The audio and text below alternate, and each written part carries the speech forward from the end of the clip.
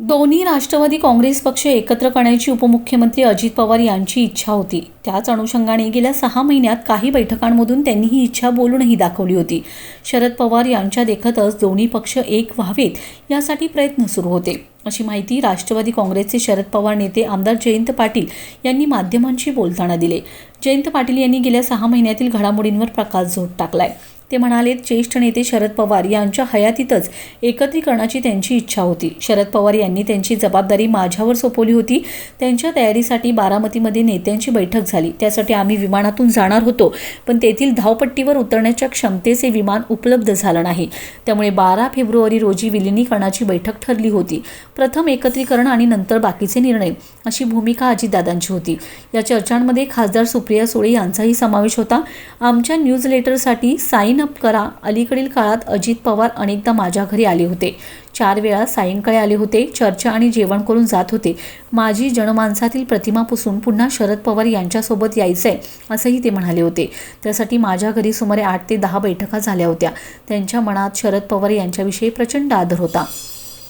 आम्ही 12 जानेवारी ही तारीख दिली. झालं गेलं सगळं विसरून गेल्या 2-2.5 वर्षाचा कालखंड मागे टाकून आपण सगळे एक हो आणि महाराष्ट्रात राष्ट्रवादी काँग्रेस पक्ष पुन्हा एकसंध करू, ही त्यांची अंतिम भूमिका होती.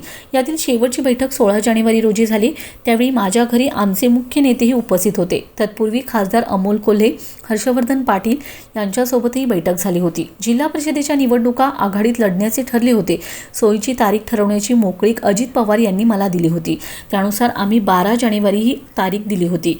दुसऱ्या दिवशी पहाटे शरद पवार यांना भेटायला जाण्याचं नियोजन केलं होतं. बारामतीची धावपट्टी लहान असल्याने गाडीने जाण्याचंही नियोजन होतं. त्यानुसार आम्ही सकाळी 8 वाजता शरद पवार यांना भेटलो. सविस्तर चर्चेअंती जिल्हा परिषदेच्या निकालानंतरची 12 तारीख निश्चित केली.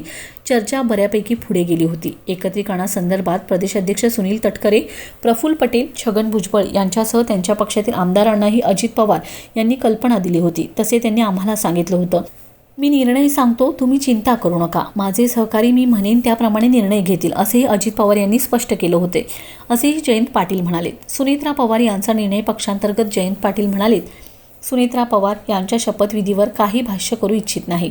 पटेल, तटकरे आणि काही प्रमाणात भुजबळ यांच्या भूमिकेनुसार निर्णय होत असतील. त्यांच्या पक्षाबद्दल मला काही माहीत नाही. त्याबद्दल बोलणे योग्य आहे असे मला वाटत नाही. नियती किती क्रूर असू शकते हे अजित पवार यांच्या घटनेवरून दिसून येते. विमान हवेत असताना मोठा आवाज येत होता, असे येथील एका सरपंचांनी मला सांगितले. नेमकी समस्या ब्लॅक बॉक्समधून समोर येईल तर अजितदादा चांगले मुख्यमंत्री झाले असते, असे जयंत पाटील म्हणाले. अजित पवार, दिलीप वळसे पाटील, आर पाटील आणि माझ्यामध्ये कधीही स्पर्धा नव्हती. राजकारणामध्ये मर्यादा कशा सांभाळायच्या याचे उत्तम ज्ञान अजित पवार यांना होते. ते आणि मी कधीही मर्यादा सोडून परस्परांवर बोललो नाही. अजित पवार मुख्यमंत्री झाले असते तर प्रभावी काम केले असते. निर्णयाची अंमलबजावणी करण्यात त्यांचा हातखंडा होता. ते चांगले मुख्यमंत्री बनले असते. दोन्ही राष्ट्रवादी एकत्रीकरणाची चर्चा सुरू होती आणि आता सुनेत्रा पवार मुख्यमंत्री पदाची शपथ घेतात. काय तुम्हाला काय नाही, अजितदादांच्या मागच्या 7-8 महिन्यात अनेक बैठका माझ्या त्यांच्यावर झाल्या होत्या आणि त्यामध्ये दोन्ही राष्ट्रवादी एकत्रित कराव्यात असा त्यांचा आग्रह होता आणि त्यांची इच्छा होती की साहेबांच्या उपस्थितीत एकदा दोन्ही राष्ट्रवादी एकत्रित करू, म्हणजे सगळेच मिळून आपण चांगले एकत्रित, पूर्वी काहीच झालं नाही असं समजून पुढं कामाला लागू.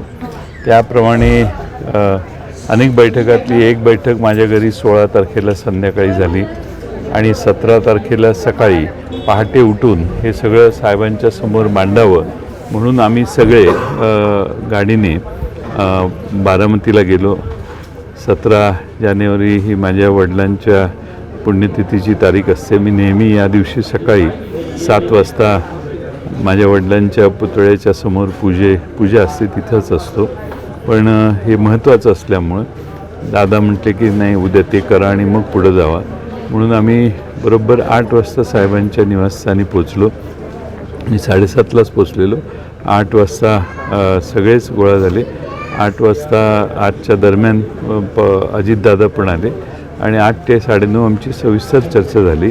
9:30ला राज्यपाल भेटीला येणार होते आणि तिथून ते कृषी प्रदर्शनाला जाणार होते. त्यामुळं मग ही सगळी चर्चा झाल्यानंतर कृषी प्रदर्शनाला त्यांच्याबरोबर पवारसाहेबांच्या अजितदादांच्यावर आम्ही तिकडे गेलो. त्या ठिकाणी कृषी प्रदर्शनाचं उद्घाटन झालं आणि मी लगेच इस्लामपूरला पुरणेश्वरपूरला रवाना झालो. आणि मला इथं पोचणं त्या दिवशी महत्त्वाचं होतं. शरद पवारांना काही गोष्टी माहीत नाहीत असं शरद पवारांनी आज सांगितलेलं आहे की आजच्या सुनीत्रा पवारांच्या उपमुख्यमंत्रीपदाच्या निवडीबाबत. बरोबर आहे, तो त्यांच्या पक्षाचा अंतर्गत निर्णय झाला असेल आणि त्यामुळं पवारसाहेबांना त्याची काही कल्पना नसावी असं दिसतं एकंदर. खरं तर ज्या बैठका झाल्या होत्या त्या बैठकीतून अजित पवारांची भावना होती, म्हणतात की तेवढं होतं की एक व्हायचं, पण इतर नेत्यांची त्यांची त्या बाबतीत चर्चा किंवा काही तशा बोलणी झाली होती असं काही दिसून आलं. हो, त्यांनी आम्हाला सांगितलेलं की पक्षातल्या सर्वांशीच माझं बोलणं झालेलं आहे. त्यांनी मला स्वतः सांगितलं की प्रफुल्ल पटेल आणि सुनील तटकरे यांच्याशी त्यांचं बोलणं झालेलं आहे आणि त्यांनी इतर काही नेत्यांची आणि सर्व आमदारांची नावं घेतली आणि त्यांनी हेही सांगितलं की हा निर्णय एकदा जाहीर झाल्यावर त्याची अंमलबजावणी करून आपण घेऊ.